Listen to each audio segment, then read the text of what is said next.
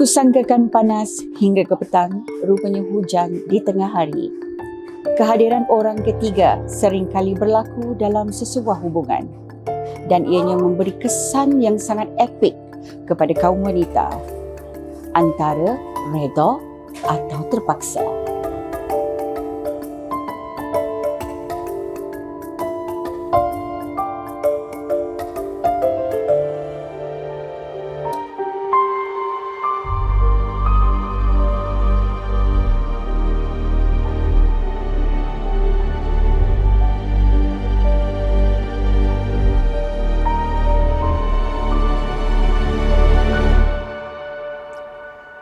Assalamualaikum dan salam bahagia untuk anda yang sedang menonton kali ini. Dalam Suara Wanita, kita ada topik yang cukup menarik yang kita nak bawakan kepada anda. Siapakah tetamu jemputan kita? Tapi sebelum itu, saya nak bagi tahu kepada anda, mungkin anda sudah melihat video yang telah dimainkan tadi. Kita nak bercakap mengenai kehadiran orang ketiga, reda ataupun terpaksa. Siapakah tetamu kita yang kita bawakan khas kepada anda? Pastinya orang yang sangat sesuai untuk berbincang mengenai topik ini. Tetamu kita tak lain tak bukan yang pastinya adalah Puan Aisyah, merupakan seorang peguam syar'i yang berpengalaman lebih daripada 20 tahun dalam bidang syariah. Jadi kepada anda, jangan ke mana-mana, kita berhenti berehat sebentar.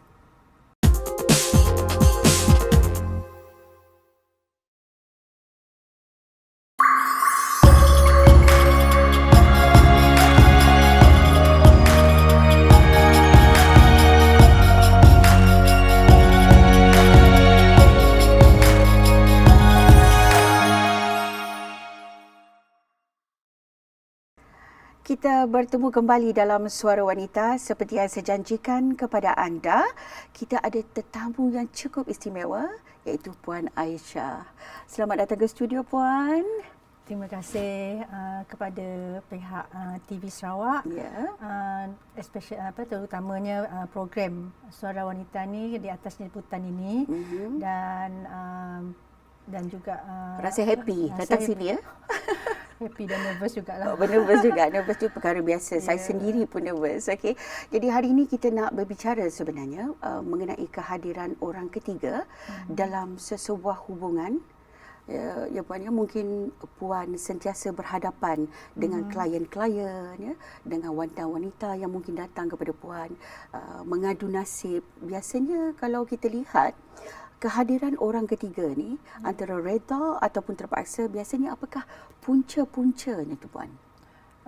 Punca sebenarnya saya mulakan dululah. Bismillahirrahmanirrahim. Assalamualaikum warahmatullahi wabarakatuh kepada kepada penonton ya, TV program ini pada hari inilah. Berkenaan dengan punca masalah orang ketiga ni, selalunya klien ni bila dia datang kepada saya, selalunya pada masa tersebut memang keadaan sudah di tahap yang agak berat lah, jadi agak kritikal, dan selalunya punca yang boleh saya dapati daripada fakta-fakta klien-klien ni, permasalahan yang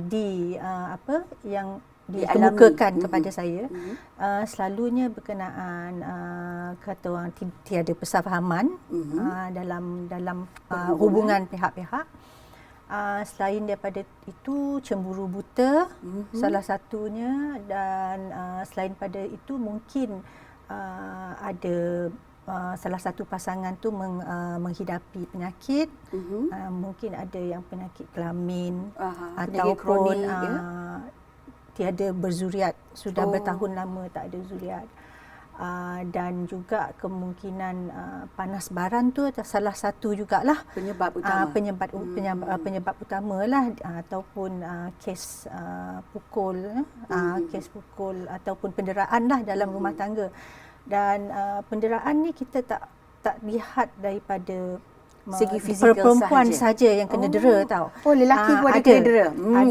Ini memang cukup menarik. Lelaki pun ada, di mana bila isteri tu mempunyai pekerjaan dalam situasi tertentu bukan ini Tidak bukan semua. satu umum dia bukan umum. Ada sesuatu situasi tertentu di mana isteri itu akan kita kata mendera suami dia sebab suami dia mempunyai pekerjaan yang lagi yang tidak mungkin tak Tidak stable, setaraf. tidak Tidak setaraf setaraf dengan dengan beliau. dia. Jadi itu salah satu puncanya lah di mana isteri itu tak menghormati suami dia dan merasakan suami ini patut dengar cakap dia. Tapi saya rasa ini satu yang agak mengejutkan ya. Ya, tapi jarang kita dengar kalau si isteri ni nak dera suami kan.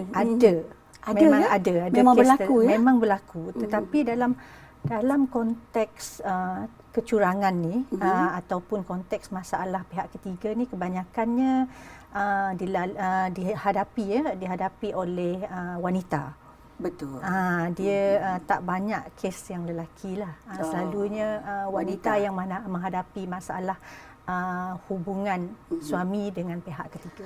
Tapi ada sesuatu yang terselindung di sebalik kehadiran orang ketiga ini yang seperti yang kita tahu bahawa di luar sana pun ramai sebenarnya wanita yang rasa sedih, rasa sakit hati sebab tiba-tiba tak dapat berita suami dah kahwin. Ada. Maksudnya dia balik tu dia kata okey I dah kahwin dah kali kedua. Jadi apa sebenarnya solution ataupun cara-cara tu Puan ya untuk menghadapi permasalahan ini? Ada kadang-kala orang kata okey saya jumpa Puan Aisyah saya nak bercerai. Sebenarnya apa sebenarnya tu Puan? Mungkin Puan ada nak bagi solution ke ataupun apa komen Puan? Selalunya dalam keadaan yang sedemikian lah kan. Kalau kita kata menghadapi keadaan tak ada perasaan sakit hati tu memang memang mentipulah. Ya, betul. Sebab yang kebanyakan datang kepada saya tu memang dalam disebabkan perasaan tu ada. Jadi tapi bila mereka datang kepada saya tu selalunya pada masa tersebut mereka dah berfikir panjang. Sudah membuat keputusan. Untuk meneruskan sama ada untuk bercerai ataupun untuk menerima kehadiran orang ketiga tu dengan secara poligami. Selalunya dalam keadaan sebelum mereka berjumpa dengan saya tu mereka akan melalui proses kaunseling. Kalau katakan mereka datang kepada saya dalam keadaan mereka belum tahu apa-apa. Mereka saja datang untuk mendapatkan nasihat. Dan pada masa tu terfikir untuk meneruskan dengan perceraian. Katakan isu pertamanya perceraian.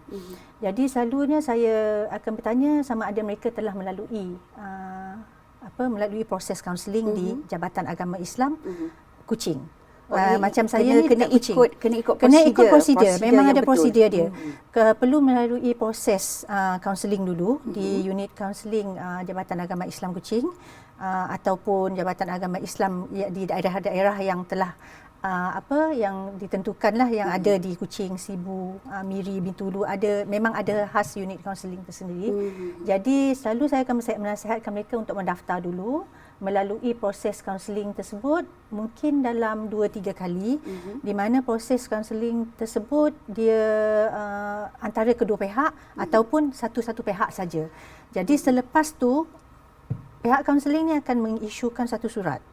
Surat kaunseling di mana sama ada pasangan tersebut dinyatakan di dalam surat tersebut salah satu pasangan tu tetap nak meneruskan perpisahan ataupun perceraian hanya untuk sesi kaunseling sahaja. Okey, sangat-sangat menarik sebenarnya topik kita pada hari ini. Selepas ini kita nak berbicara lebih panjang lagi sebenarnya Puan. Saya pun nak tahu jugalah berapa lama masa diambil untuk menyelesaikan beberapa masalah ataupun permasalahan orang ketiga ini. Apakah tindakan yang diambil kepada orang ketiga ini dan juga isu-isu wanita dalam permasalahan ini. Okey, jadi kepada anda jangan ke mana-mana sebab kita nak dengar pandangan orang luar mengenai masalah ini, okey, iaitu kehadiran orang ketiga. Kita tengok video ni. Bagi pandangan kami terhadap orang yang ketiga tu, kami setuju dengan orang ketiga sebab bagi kami orang ketiga taknya adalah penghancur hubungan. Okey. Jadi memang dalam syariat Islam of course mengharuskan orang lelaki untuk berkahwin melebihi satu. Tapi secara dasarnya orang lelaki hanya tahu tentang secara dasar saja. Berkahwin 4 adalah sunnah Nabi. Tapi tidaknya tahu pun apakah hukum, syarat dan cara poligami ya. Jadi kita patut tanya dengan orang lelaki dulu lah. Bagi saya orang ketiga ni macam meruntuhkan rumah tangga seseorang. Tapi kalau boleh kita settle secara baik lah. Kita nak kalau boleh ketiga-tiga pasangan tu berjumpa secara baik, cakap berhadapan lah. Kita settlekan secara yang terbaik. Itu sajalah.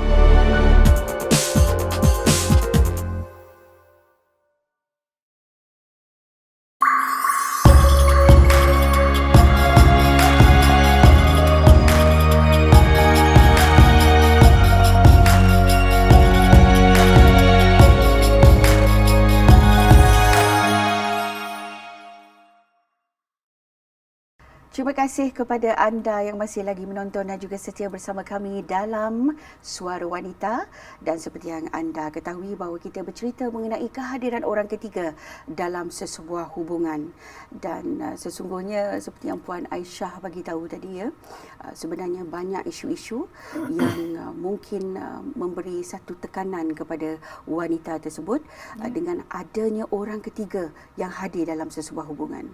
Jadi Puan Aisyah sebenarnya saya minat sangat dengan topik ni sebab kadang-kadang sebagai wanita kita tidak tahu dari sisi undang-undang, dari sisi kehidupan maupun dari sisi rasa dan hati kita apabila menerima kehadiran orang ketiga ini. Jadi Puan, kehadiran orang ketiga ni kita dah tahu dan saya nak tahu jugalah kan, mungkin ada tindakan-tindakan yang boleh diambil kepada mungkin dalam erti kata ramai orang kata perosak rumah tangga lah. Ya, perosak rumah tangga. Tetapi saya lebih menggunakan bahasa yang agak manis. Kehadiran orang tiga ini. Mungkin ada tindakan-tindakan yang boleh diambil dengan permasalahan ini.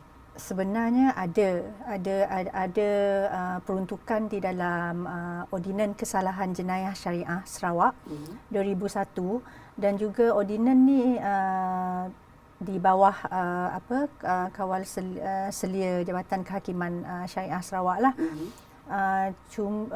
Dalam ordinan tersebut ada satu seksyen, ada beberapa seksyen sebenarnya. Salah satu seksyen tersebut, seksyen 35 lah, seksyen 35 ni berkenaan dengan menghasut suami ataupun isteri untuk mengabaikan tanggungjawab rumah tangga mereka. Dalam seksyen ni boleh digunakan sebenarnya oleh kita ambillah wanita, isteri ni boleh pakai peruntukan tersebut untuk menyaman orang ketiga ni. Kita boleh saman. Boleh saman, tetapi prosedur dia lain sikit. Prosedurnya kalau si isteri tu dia mendapat bukti. Dia ada bukti bukti yang kukuh. Bukan hanya bukti yang kata bukti yang ringan saja. Kita nak bukti kukuh, maksudnya ada gambar, ada dokumen, ataupun ada komunikasi daripada WhatsApp ataupun daripada social media. Maksudnya ianya juga boleh dijadikan sebagai bahan bukti. Boleh, cuma kena kumpulkan. Bila dah dikumpulkan,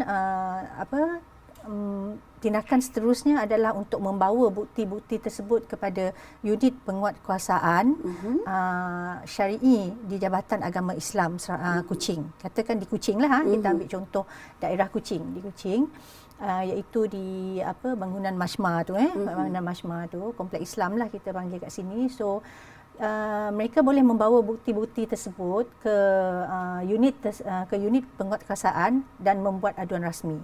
Okey. Dan aduan rasmi tersebut dengan bukti-bukti, jadi pihak yang berkenaan mereka akan mengambil lah tindakan seterusnya. Tindakan tu belum lagi. Sebab mereka akan ambil aduan dulu secara rasmi. Lepas tu mengumpul semua bukti tu, meneliti mereka akan meneliti setiap satu tu. Mereka tak boleh bertindak sebarangan juga. Betul sebab kita ada undang-undang yang telah ditetapkan. Kita kena ada satu bukti yang kukuh untuk membawa mereka orang ketiga ni ke mahkamah, dan yang menyaman tu adalah pihak unit tu lah yang akan membawa saman tu. Yes. Bukan pihak isteri, yang unit tu bila dapat aduan, mereka yang kalau aduan tu kukuh, mereka yang akan bawa ke mahkamah. Macam tu. So inilah benda-benda yang biasanya kaum wanita tidak tahu dan rasa diri itu tidak terbela. Betul. Ya, rasa diri ini diinaya kerana kehadiran orang ketiga ni sangat-sangat memberi kesan yang sangat epik dalam kehidupan seseorang wanita tu. Jadi Puan, saya pun seronok sebenarnya topik ni kan, sebab saya juga seorang suri rumah tangga dan saya nak tahu juga ya Puan ya, berapa lamakah jangka masa yang diambil dalam sesebuah orang kata, kalau dia buat pilihan, dia kata okey saya nak bercerai. Berapa lama agaknya masa yang diambil untuk proses ini? Proses perceraian. Ya. Proses perceraian ni selalunya sekiranya mereka telah melalui unit proses kaunseling. Ini bagi wanita yang rasanya dah tak reda dah. Yang tak reda. Dia dah terpaksa dah sebab dia nak jaga hati dia sendiri kan. Selalunya mereka ni akan datang sama ada mereka bercerai secara baik ataupun mereka bercerai mengikut peruntukan yang sedia ada lah, sama ada secara taklik ataupun secara fasah. Selalu saya gunakan fasah lah, guna pakai fasah di bawah Seksyen 51 lah Ordinan Keluarga Islam Sarawak 2001. Jadi proses dia lama tak? Proses dia selalunya bila mereka datang tu, mereka mesti ada surat kaunseling tu. Surat kaunseling tu mesti diisukan oleh unit kaunseling. JAIS, ya. Dan bermakna kita kena pergi ke JAIS dulu, kaunseling, daftar dulu. Selepas tu dapatkan surat tu, baru melantik peguam. Mana-mana peguam lah. Kita ada senarai peguam-peguam syar'i di Sarawak ni, di setiap Jabatan Kehakiman Sarawak, di bangunan Mahkamah Syariah. Jadi di situ seseorang satu-satu pasangan yang hendak bercerai tu, terutamanya perempuan, mereka boleh kata orang melihat mana-mana nama peguam di situ untuk mereka lantik lah. Sudahnya mereka akan berjumpa dengan peguam untuk untuk melantik peguam. Melantik peguam ni secara rasmi, dan peguam tersebut akan mengambil fakta-fakta lah, fakta-fakta, dokumen-dokumen yang berkaitan untuk proses untuk menyediakan saman dan juga penyata tuntutan untuk bercerai. Okey, dan sebenarnya proses sebenarnya cukup menarik sebenarnya topik ni Puan ya. Nampaknya masa begitu mencemburui kita ni Puan ya. Jadi sebenarnya insya-Allah nanti kita akan jumpa lagi Puan. Kena cool dulu. Insya-Allah. Okey, kita kena cool dulu. Okey, tapi sebelum berpisah ya Puan ya, mungkin ada kata-kata semangat kepada wanita yang di luar sana yang menghadapi situasi ini tetapi takut untuk mengeluahkan rasa mengenai orang ataupun kehadiran orang ketiga ni Puan. Kata-kata akhir dia Puan. Kata-kata saya, untuk wanita-wanita ni yang menghadapi masalah rumah tangga lah, sama ada orang ketiga ataupun ketidaksefahaman dan sebagainya. Untuk mereka ni kalau bolehlah kita ni menimba ilmu berkenaan dengan hak-hak wanita, hak-hak kita di dalam rumah tangga. Okey. Jadi bila kita ada ilmu tersebut dan juga ada sokongan yang kuat daripada keluarga ataupun kawan-kawan yang dipercayai yang boleh memberi suntikan semangat, kata-kata sokongan dan semangat untuk kita bangun kembali. Katakan sudah dalam keadaan suami katakan suami dah ada orang ketiga dan keadaan dah menjadi mudarat. Jadi saya menasihatkan kalau boleh bangun, ubat diri sendiri tu, dan kita kawal emosi kita. Pengurusan emosi itu adalah penting. Okey, jangan terburu-buru membuat apa-apa tindakan. Harus ada pertimbangan yang rasional. Rasional. Sebab kesan kalau kita terburu-buru membuat sesuatu tindakan tu adalah tidak akan tidak akan menyelesaikan perkara ni dengan baik. Dan pastinya orang-orang yang tersayang dan terdekat akan terkesan Selalunya wanita ni dia akan fikirkan anak-anak. Betul, anak-anak betul, dan juga ni. Okey. Jadi kepada anda, terima kasih banyak-banyak kerana sudi menonton Suara Wanita hari ini. Nampaknya topik kita begitu rancak sekali. Jadi kepada wanita-wanita di luar sana, sesungguhnya jiwa kita ni memang tak kuat ya untuk menghadapi sebarang kesedihan, ya, sebarang masalah. Tetapi apa yang perlu kita lakukan adalah sentiasa ingat orang-orang tersayang di sekeliling kita. Pastinya ada masih lagi orang yang menyayangi kita, dan kita kutip kesedihan dan juga kegagalan itu sebagai kalung kekuatan kepada wanita. Kita jumpa lagi, saya hos anda Harniza Ahmad di Suara Wanita. Assalamualaikum dan salam bahagia.